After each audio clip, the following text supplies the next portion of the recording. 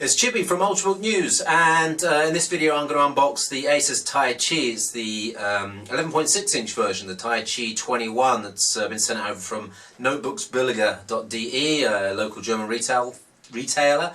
Thanks for sending that over. Before I start, I've never actually touched an ASUS Taichi before, either the 31 or the 21, so this is an absolutely brand new experience for me. It's a sealed unit, it's a retail unit. And I'm not sure if this is the version with the digitizer on it, but it's Core i5 with the 128 gig disc. Says 6-cell accessory as well. That'd be interesting. I didn't even know these had removable batteries, but maybe that's a misinterpretation of the specs there. So let me just quickly unbox this right now. As I say, I only get one take at this. This has just been sent over. And this is full retail and available for €12.99 euros in Europe, and it's 1.25 kilos. And if you haven't seen the Taichi in videos before, you want to watch fairly closely, because this is an absolutely unique laptop because it has two screens on it, and you'll see why it has two screens. In fact, I'll tell you what I'm going to do. I'm going to go a bit closer on this, because this is a nice bit of packaging, and I want to make sure you see this close up. So let's just go close, and I'll do the unboxing of the ASUS Taichi. Okay, thanks for joining us in the studio. We're going to go do a close up of the unboxing of the Taichi the Taichi 21, and this is just a little bit of soft covering on this, so it proves it's completely retail, brand new packaging here. And I'm really quite excited. I'm a big fan of there we go. Big fan of lightweight Ultrabooks. This is an 11.6. That is great packaging. What's this here? Invitation from okay, Jerry Shen, signed. Thank you for buying it. And what is this? An exclusive service card. Okay, that's a sort of when you're paying 1,300 euros for a premium device, it's the sort of thing that kind of makes the experience a little bit more what you expect, really, because you're okay. We're going to pull that out. I'll just put that to one side. There it is, the baby, and we'll quickly go through just what else is in the box. And I can already see, I think there is actually a cover here. Okay, pop that out. Okay, good one, ASUS. We've got a little cover there. This is the same as you'll find on the ZenBooks. Kind of an envelope cover in there. There is, even a little cleaning pad put into a little pouch there. So, good one. And a little place to put the digitizer. I don't know if this version has the digitizer, magnetic lock. That's good. I don't know why more manufacturers don't do that. There's so much value in having just a little bit of material in there as a casing. Under here we've got hardware handbook, another cleaning cloth behind there. It feels like there might even be a recovery. Nah, maybe not, maybe not. A strap and a battery notice. So kind of nice, very nice packaging. Let's have a look, see how small the charger is. And that is in here. How do I get this out? There we go. Okay. Okay, it says here we go. So micro ports on this one. We'll have a closer look in a minute, but there is your very important VGA, mini VGA to VGA adapter, and of course the it's basically a USB 10-100 Ethernet port. These cost €9.95 locally.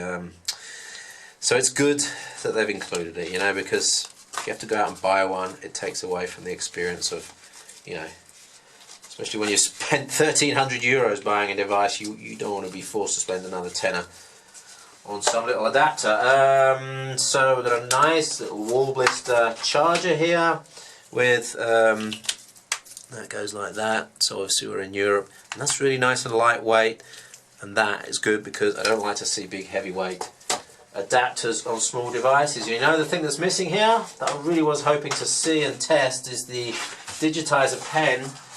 I will have to check to see if it's actually got the digitizer layer in it later on in the review at ultrabooknews.com. But that is a really nice unboxing. It's rare these days that I spend so much time unboxing a device. So ASUS Taichi box there. So let's go into the device. And it's light. It's really light. It's like sub-netbook light. And this is a really weird experience because I'm looking at completely shiny lid on a laptop, knowing that there's actually a screen in there. So if you haven't seen the ASUS Taichi before, the trick is here, and should open it from the right side, is there's a screen on the back of the screen. So the idea, of course, is that you've got yourself an Ultrabook that you can just close and use as a tablet. And I have to say immediately that the 300 grams difference between this and the one you can see behind, which is the Dell XPS 12 at 1.5 kilos, it's immediately apparent. And I knew this would be quite significant. This 300 grams or 250 grams makes quite a difference. The size makes it slightly less lever in your hand, and oh my god, I'm getting fingerprints on it already. Let's quickly go around the device then. Here are your ports on the left hand side of the device. We have a DC in, there's a USB port there, there's one of those micro display. Oh, is that a micro display port? Or is that for the VGA adapter? Here is, and of course when you've got a tablet you need controls on the outside, so it actually takes away some of the space for the ports. Here's the volume up and down, and here's rotate lock, I suspect. On the other side, another USB port. Oh, so that wasn't, sorry, that is your headset port there. So let's just make sure you see what that is. That's the headset port. On the other side is the DC in port. Let's just get the right light on that. There is the USB 3, and that's the micro HDMI. So this port on the other side is not a micro DP, it is actually a micro VGA. You've also got the on-off button. So hey, really low number of ports on this. No SD card port, only 2 USB ports, and you know, HDMI and VGA. Although it's nice to have them there, I just wonder whether it might have been easier to have a mini DP port and then a couple of adapters on one port, and then maybe put a micro SD or a mini SD on the other side. Mini SD, you don't see that anymore, but maybe a full SD. Open it up. Oh right, that's just got quite a big bezel on the frame there. What's this up here? That is a very weird mesh on what could be a microphone. But there is 1, 2, 3 holes there and a mesh. I wonder whether, so that's obviously the webcam, or is it ambient light sensor with a webcam on the back? Difficult to tell. Not sure if that's a webcam. And that probably is dual mics there and some sort of sensor, or one of those could actually be a webcam on light as well. This is not a glossy screen. So whereas this is a glossy screen, this is not a glossy screen, so that's interesting. Let me mention that the outside of the device is touchscreen. Obviously the inside of the device is not touchscreen. So what you're seeing here is basically a standard laptop, and it's only when you close it that you get that touchscreen capability.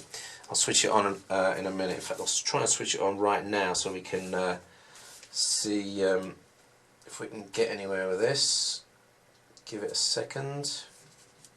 Maybe no charge. Don't see any lights. Don't see any lights. Might need a bit of a charge, that. Alright, stickers on there.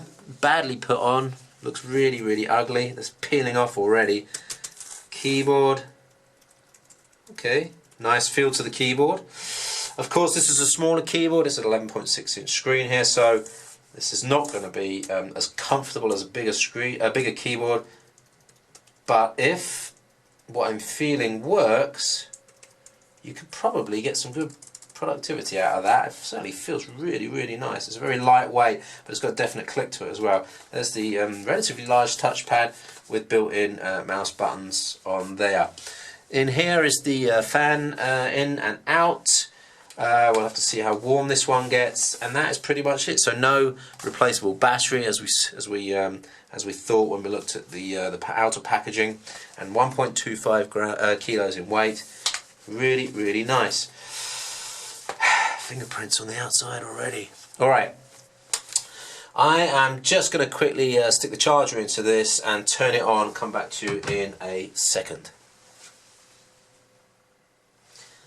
Okay, it's got charge in it, and I've taken the liberty just to have a little play with it before I demo it, because I know from reading up on it that there's a couple of sort of things you need to know before you start messing around with the screen. So first thing to note is that it is, you know, almost instant on. It's got that oh sorry, let's just zoom out for you there. I was doing a little bit of something there. Right, so actually first thing to note, keyboard is backlit, which is nice. So actually this working face could be pretty good. But here's the trick. So let's just close this, lift it up, and in about 2 seconds that has flipped over to the touchscreen mode. And that's a really nice screen. Now this is still 1080p? I think it is on the 11.6 inch version. It's nice and easy to open, and then that flicks back to the desktop again. And of course you want to do that. This is the problem. So I'm still doing it. Just let me just check on the screen resolution for you. It is, I'm pretty sure, yep, Full HD, 1920 by 1080. Now there's a little button up here which allows you to do some pretty neat tricks and run either a mirrored display or a dual screen mode. This is dual screen now, so we've got this running here, and then on the back at the same time we've got the touch screen running as well. So I could run you a little slideshow here. If I have my pictures, there we go. Okay. Let me get a slideshow going there. So that could be a slideshow running, or you know, a PowerPoint presentation. Because a PowerPoint presentation, you know, you can run on 2 screens with the notes on the inside. So if you're sitting opposite someone, you could show them the PowerPoint and look at your notes on this side. And there's back to the desktop. Close it in this dual screen mode, and it switches back to a single screen device. And so you can actually switch back to desktop like that, and then open it up again, and it is a single screen device again. It'll flip back to this side. This side is then off. So you know, exciting and interesting, and it makes you think. And you know, there's probably some really good scenarios here, but struggling to think of something that's really, really productive. The only thing I can say is that, like that, it isn't too bad of a tablet PC, a Windows tablet PC. Now, if you have the digitizer, that makes it very, very interesting, because then you can do some really nice stuff, you know, with the device laying down. You can do annotations, you can do handwriting recognition, you can do autographs, you can do painting, you can do all sorts of stuff with the digitizer. Now, question is the digitizer layer included with this, and I just haven't got the pen, or does the version without the pen also not have the digitizer layer? That's a good question. I'll have to find the answer to that. But anyway, there is like a very brief overview of the ASUS Taichi 21 11.6 inch device. Core i5 inside of this, 128 gig SSD, so it's going to be pretty fast. Only a 35 watt hour battery is pretty small for an ultrabook. And of course, there's that what could, well, there's this nice little ASUS logo, a nice bit of advertising they got in there. What could be really, really fun in Starbucks, as you put the banner across here saying, please send your phone number. You could have a lot of fun with that. It's light, it's compact, it's well built, needs to have more ports, in my opinion, although you know, if you don't need SD card, you've probably got everything you need there in some form, as long as you've got the adapters with you. So that's the ASUS Taichi 21, the 11.6 inch version. Thanks to notebooksbilliger.de for sending it over. Notebooksbilliger.de, retailer in Germany. Thanks for watching. Don't forget to like the video if you enjoyed it. Questions underneath, I'll do my best to answer those. First impressions will be up on ultrabooknews.com. My name's Chippy. You can follow me on Twitter @Chippy, and we'll see you on the next video. Thanks for watching.